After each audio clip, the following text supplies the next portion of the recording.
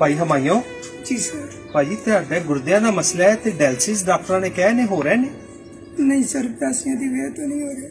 वो मांगते ने 4-4 5-5 हजार रुपया मांगते ने सर। मैं मंजी तो नहीं उठ सकता। दोस्तों हमायों भाजी दे डायलिसिस डॉक्टर ने आख्या है ते 4 तो 5,000 6,000 वो मंगते ने पर दिन दा।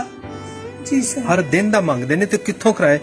वो दसदी उन्हां दी मिसिस के साम के 2-2.5 साल तो साम रहने अपनी जमीन बेचती, अपने भांडे बेचते, अपने कोल कुछ नहीं रह गया।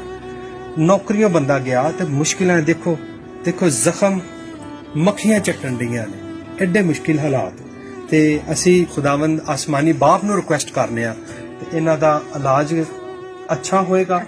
मेरा खुदा रहम करेगा। तुहाडी सलामती लई, तुहाडी तंदुरुस्ती लई असी दुआ करने आ। गुर्दियां दा मसला है ते इन्हां नूं दिल दा भी मसला है, शुगर भी है। ते कितनी देर हो गई इन्हां नूं बीमार होए? इन्हां नूं 2-2.5 साल।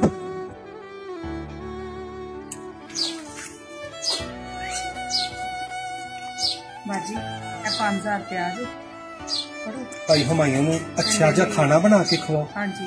देखो मेरी भैन खुदा मेहरबान दुआ करो, ठीक है।